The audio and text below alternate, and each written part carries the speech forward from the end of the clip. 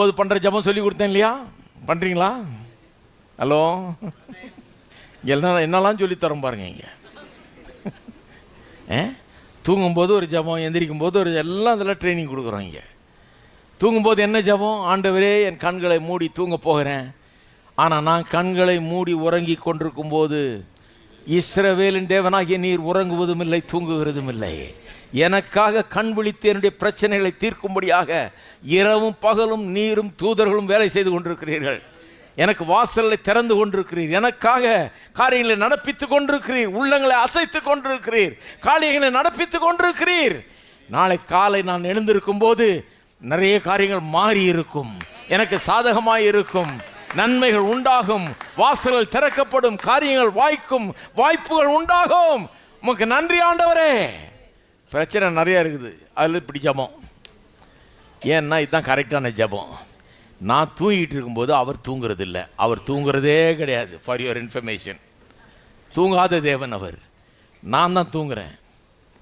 நான் தூங்கும்போது அவர் உழைச்சிட்டு இருக்கிறார். அதான் ஒரு அம்மா சொன்னிச்சான், World War II அப்போ லண்டன் பட்டணத்தில் வாழ்ந்த ஒரு அம்மா எல்லாரையும் கொண்டு போய் எங்கேயோ பேஸ்மெண்ட்டில் தங்க வச்சுருந்தாங்களாங்க. நாரிடிச்சான். ஏன்னா அங்கே ஒன்றும் வசதியே கிடையாது. அவ்வளோ பேர் போய் அங்கே இருந்திருக்காங்க. இந்த அம்மா தூங்க முடியாமல் கஷ்டப்பட்டு எந்திரிச்சு தான் வீட்டுக்கு போயிடுச்சு. அது வீடெலாம் வரிசையாக இடிஞ்சு கிடக்குது. பாம்பு விழுந்து ஹிட்லர் பாம்பு போட்டுட்ருக்கான். இந்த அம்மா போய் அந்த இடிஞ்சு போன ஒரு பகுதி இடிஞ்சு போயிருக்கு. ஒரு பெட்ரூமில் போய் படுத்து தூங்கிட்டு இருக்குது. இவன் தேடிட்டு இருக்கான். அந்த அம்மாக்கு அந்த வயசான அம்மா எங்கே போச்சு தேடி கடைசியில் வீட்டுக்கு வந்து பார்த்தா அங்கே நல்லா தூங்கிட்டு இருக்குதான். சொன்னாங்களே, ஏம்மா வீடு பாதி விழுந்துருச்சு, மீதி இருக்குது, அதில் போய் படுத்துட்டு இருக்கலாமா? இங்கேருந்து தப்புறதுக்கு தானே உன்னை கொண்டு போய் அங்கே வச்சோன்னாங்களாம். எப்படிங்க உன்னால் தூங்க முடியுதுன்னாங்களாம். அந்த அம்மா சொன்னிச்சான், அதான் அவர் முழிச்சிட்டு இருக்கிறாரு, நான் தூங்குறேன். 2 பேரும் முழிச்சிருந்து இப்போ என்ன ஆக போகுது? நானும் முழிச்சு கவலைப்பட்டு, அவரும் ராத்திரி எல்லாம் முழிச்சிருந்து நமக்காக வேலை செஞ்சு ஒர்க் அவுட் ஆகாது இது. அதனால நீங்கள் தூங்கும்போது கரெக்டாக தூங்கணும். அப்போ காலையில் எழுந்திரிக்கும் போது நல்லா இருப்பீங்க. சரி, காலையில் உருன்னு இருக்கிறது ஏன்னா நைட்டில் தூங்கலை. அதனால காலையில் யாரையும் நிம்மதியாக விடுறதில்லை.